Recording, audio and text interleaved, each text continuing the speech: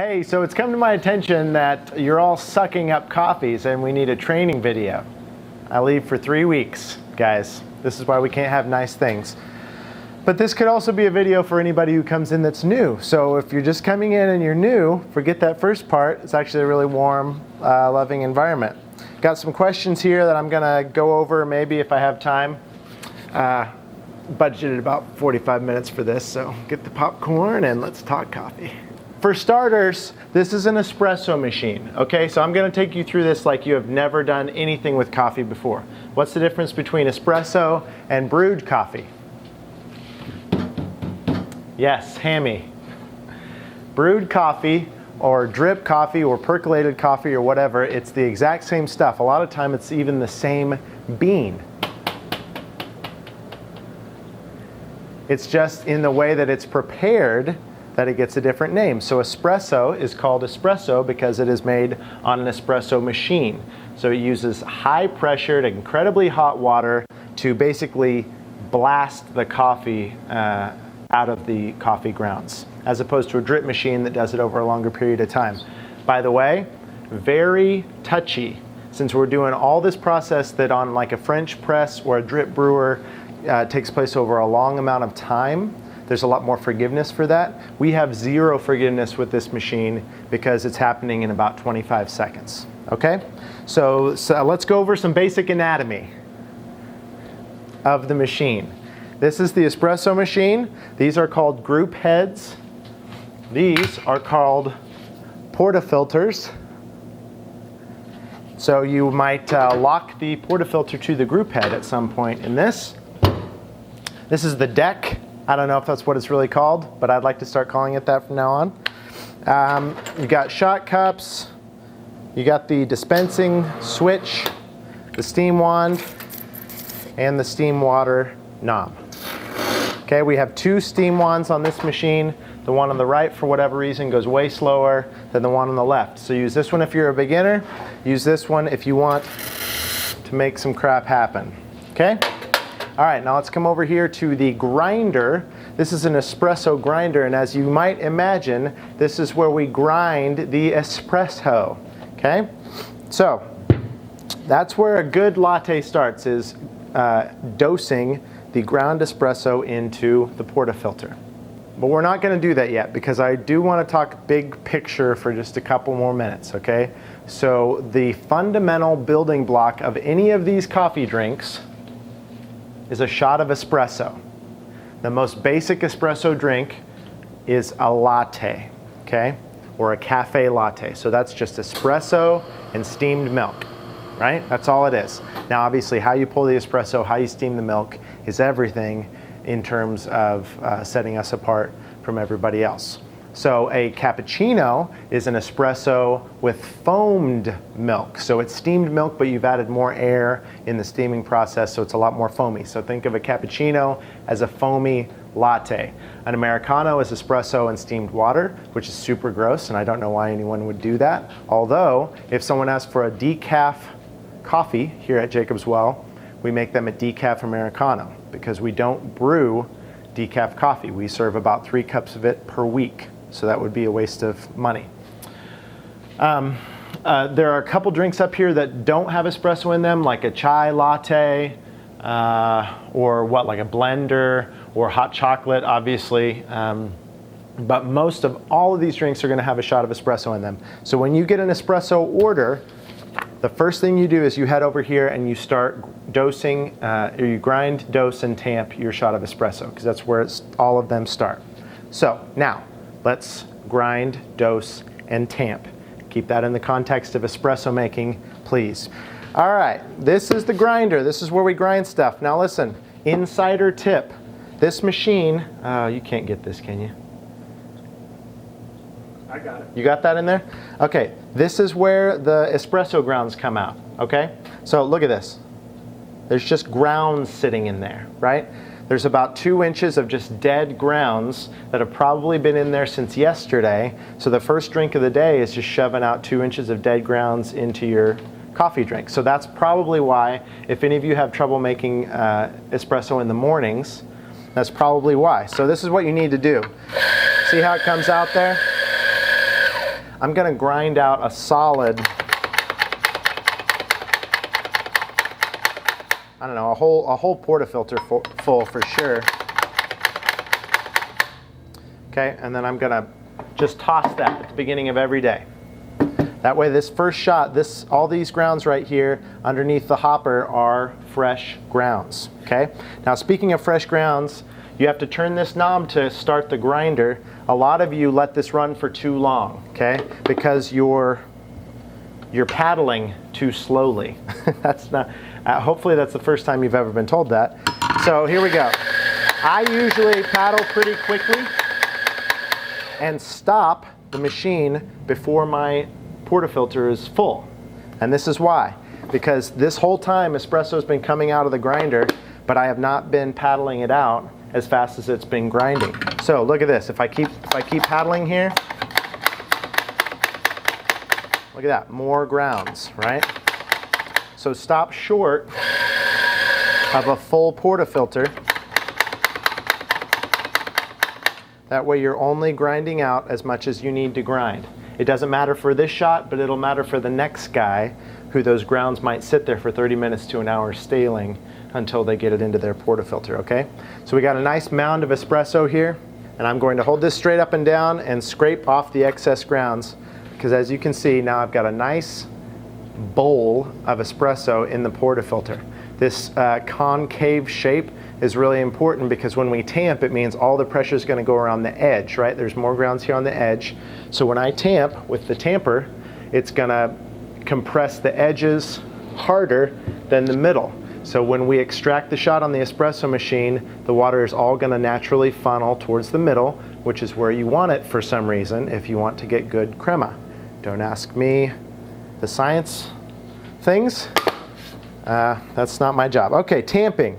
This is where, if you're assuming you're using fresh grounds, which a lot of us haven't been, probably, according to those last few steps, assuming you're using fresh grounds, this is where most people get it wrong. This is the biggest part of making a good shot of espresso, okay? So here we go. We got the tamper. It's the perfect size. I'm going to do a few things here. The first step is to level, okay? I'm using very light pressure with my thumb and my forefinger to level the tamper on the portafilter, okay? If it's at an angle, we're not going to get that even flow to the middle of the portafilter, and it's not going to be a good shot. Next step, super important, I'm going to grab the portafilter with my thumb, side of my index finger, and my palm, right here, base of my palm, thumb, side of my index finger, okay? 3 points. So I'll show you outside the portafilter so you can see what it looks like. 3 points. I got pushing straight down here, my thumb pushing on this side, the side of my index finger pushing on this side. My elbow comes up to straight above the tamper so that I can direct all of my force straight down into the portafilter. If you're doing this thing, then you're gonna have this happen, and this has to go straight down with an even amount of pressure. So grab it evenly, get your elbow straight above it, and push straight down with about 30 pounds of pressure.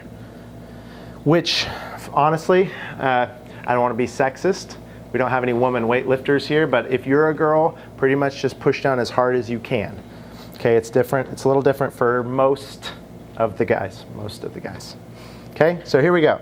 Straight down with about 30 pounds of pressure. I twist when I come up. See that? Clean, right? No grounds left because I came up with a twist. I've got a nice flat puck of espresso in there, and then I'm gonna blow out. I used to do this to get the excess grounds off and kind of shake it a little bit. It only takes a couple mistakes with that to make you never do that again. So now I just blow off the excess grounds, and now we're ready to extract the shot. I'm gonna purge the group head, which means any other shots from previous extraction or any other grounds from previous extraction are gonna get cleaned off. Okay, and then I'm gonna lock the group head onto the portafilter, good and firm. Put the shot cup under there. Here, I'll use these so we can see what we're doing, and extract. Now, ideally, this is gonna take about 25 seconds, This machine that we're using right now, I just can't do it. We've tried a whole bunch of different things. I think we've got the best espresso in town, but with what we're working with currently, this is about as good as it's going to get. I've pulled 2 1-ounce shots. That is 1 medium in Jacob's Well terms. We do a 1, 2, or 3 ounce for a small, medium, or large, okay? And in this shot cup, assuming we still have this when you work here, that looks like this for a small, this for a medium, and this for a large, okay? Matter of fact, let's just make that official. Small, medium, large. Now, this is important. A lot of people forget to clean this up. You got to clean up your stuff so that the next person doesn't have to. Purge again. You'll see a bunch of excess grounds get knocked out there. Come over to the knock box. Get rid of the excess grounds. You can, if you want to, and clean this out. Do not leave this soiled napkin sitting here on the bar. I've told a handful of you that I don't want that to happen anymore. I appreciate it. Some of you want to like reuse this so we don't waste napkins all the time, but that looks like that is basically a crapkin sitting there on the counter, and customers see that and they will never come back. So if it's an iced latte, you just add milk, right? And you're good to go. But if it's a hot latte, we need to steam it. This is where we're going to get into it, the next little bit of technical information. I can't show you a ton of this. It's kind of hard to capture on camera, and really it's kind of hard to even explain, but I will do my best. Let's assume that we're making a latte. The first 10 seconds are the most important, okay? It's all about the sound. So here we go. I want to describe 3 sounds to you. One is screaming, one is yelling or gurgling, and one is like the baby bear where it's like just right, okay? So that has to do with getting too much or not enough air. I'm going to put this steam wand in at a little bit of an angle, maybe 40 degrees or something, and I'm going to illustrate screaming.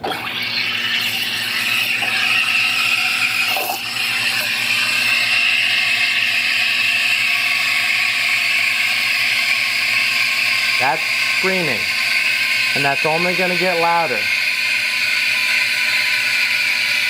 If it sounds like this the whole time you're doing it wrong. Milk screams when it does not have enough air, as would most of us. Okay? By the way, latte art fans out there, it only works if you've got a cold pitcher to start with. Now I'm going to illustrate the other one, which is yelling.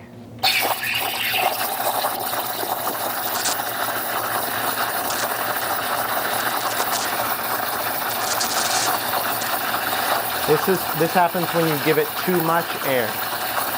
You actually want this to yell if you're making a cappuccino, because this is just getting a ton of foam right now. Okay, you can hear that? That's yelling. You don't want it to scream. If it's screaming, it means you need to add more air. And what do I mean by add more air? I mean bring the tip of the steam wand up to the surface of the milk. If it's yelling, it means you need to submerge the tip of the steam wand into the milk to get it to shut up. So I give it some air right at first, because you do want some microfoam in a latte. But then pretty soon after that, I just go under, and there you can hear hopefully nothing. That's it. And you're lulling it to sleep. Please don't pet the milk pitcher. See, but that's right in the middle of what was screaming before, right? And you can barely hear that. So I've got all sorts of stuff written here on the side of the espresso machine about how to pull a good shot and how to steam a perfect pitcher of milk. For the milk, you can follow all that. It's the same result. Or you can just try and get it quiet. You hear that? No, you don't. Okay, and check out the finished product here. I mean, we're going for wet paint basically. You can probably see better in this cup. See how it sticks to the sides nice. There's some microfoam in there, you know, there's some bubbles. Those bubbles will be a lot bigger if you're going for a cappuccino. But microfoam like this is what you want to be pouring hearts and feathers and stuff with, because this is really good latte art foam. But even more importantly, it's really good latte foam, so people will really enjoy drinking this. On the questions that I got, the importance of pulling a good shot. I mean, well, it's everything. That's the building block. That's like, is it important to have good mayonnaise on the sandwich? You know, that's the most basic ingredient. And people will tell. They might not attribute it to the espresso shot if they have a coffee with a bad or bland shot of espresso, but they'll just say, oh, that drink's not very good. But really, it's because of the shot. Shot sizes, we went over that. How much syrup and how much sauce? 1, 2, and 3 ounces is kind of what you're thinking for a small, medium, and large. But the reason that I don't quantify that, the reason I don't say, you know, 1 ounce of this and 2 ounces of that is because you got drinks like the Snickers with 4 ingredients. So let's say I'm making a small caramel latte. That's a little less than an ounce. As I put it in here, I'm like, an ounce is a lot, so maybe a little less than an ounce. But let's say I'm making a small Snickers latte, right? I'm not going to use that same amount of caramel. I'm going to put caramel and chocolate, hazelnut, and vanilla. So you have to know how to adapt. This does not need to be an exact to the milliliter, you know, because people's taste buds aren't that sophisticated. Most of the time the problem comes when people are putting like 2 or 3 ounces of syrup or sauce in a small, or ½ an ounce of sauce in a large, you know. Most of the time there's a huge deviation from what's normal by the time somebody notices it. So the best piece of advice that I can give you for figuring out the syrup and sauce quantities is just make it like you were making it for yourself, because most of us know what we like, and our customers, I have found, really like the type of coffee that we like. In general, don't over sauce. I think that's the biggest mistake that coffee shops make. I see that everywhere, from Starbucks, Il Primo, around here. Way too much syrup and sauce in their coffees, and so it's like, can I have some espresso with it?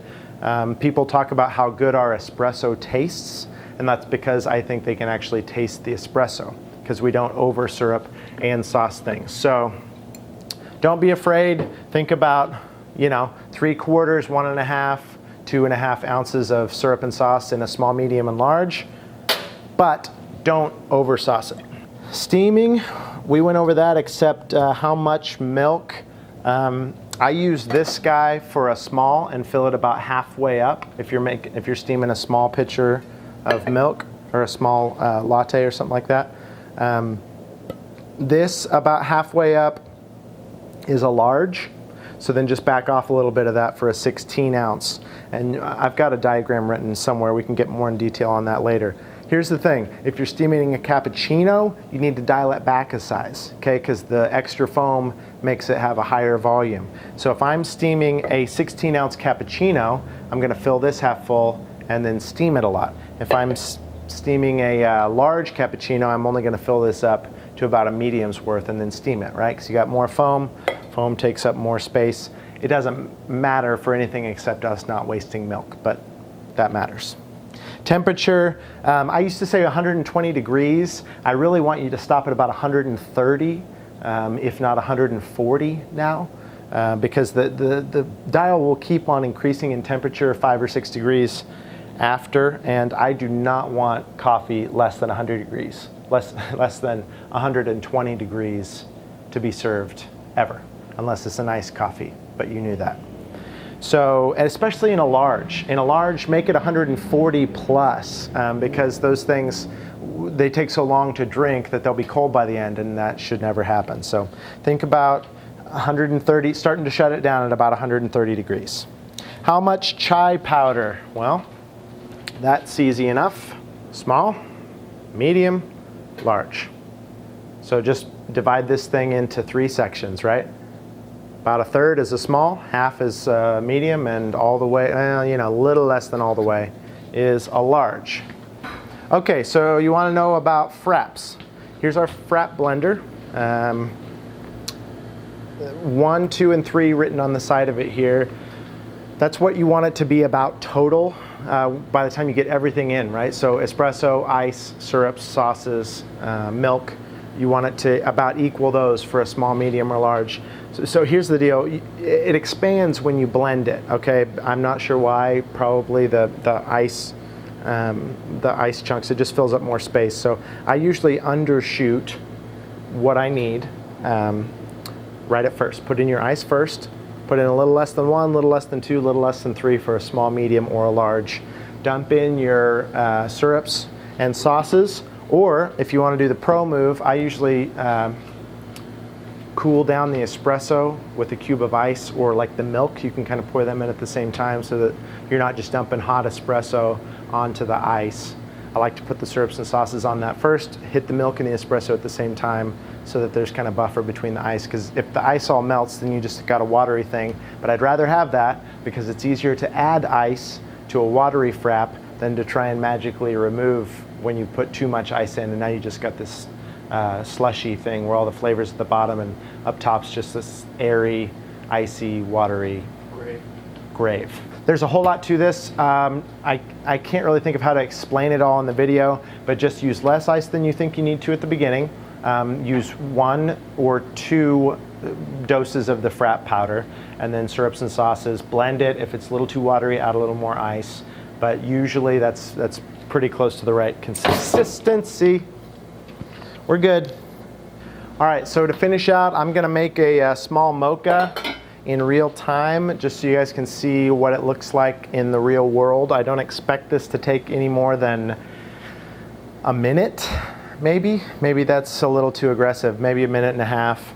But it should not take 5 minutes to get a small drink out. So, okay, so here's what it looks like in real time. Just got a small mocha ordered, so I head over here, dose. Stop it short, so I've probably got all that I need in there. I'm gonna use that to go across. I'll level it out. Come up here, tamp it straight down, blow off the excess, purge, and my shot is going. Now while that's doing that, I can start getting the milk ready, because the milk's another time-consuming process, okay? Making a small, so I'm gonna fill this about halfway up. Shot's about done there, right at the same time that I am going here.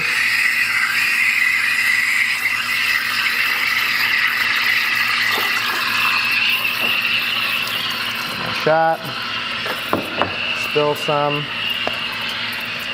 My flavor. You can multitask, right? Because I don't need to be holding that if it's got the right sound.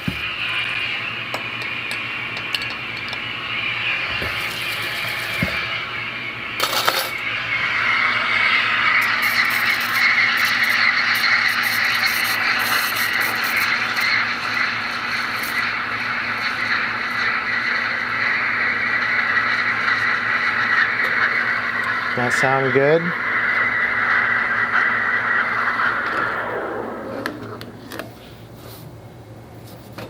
Clean it off. Don't get lazy. Okay, now I'm gonna pour here. So let me show you how to do the easiest thing.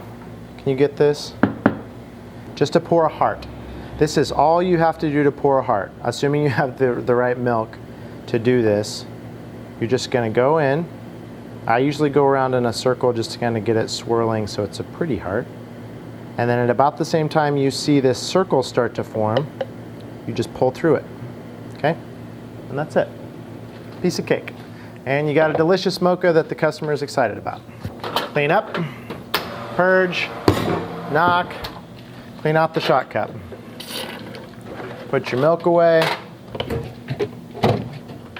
and clean the milk pitcher. Okay guys, there's a lot more to it, and I am not the best barista in the world, but that's a chunk of what I've learned over the last 4 or 5 years. I have a lot more to learn, and so do you. So we'll keep learning together, but hopefully this video helps with some of the basics.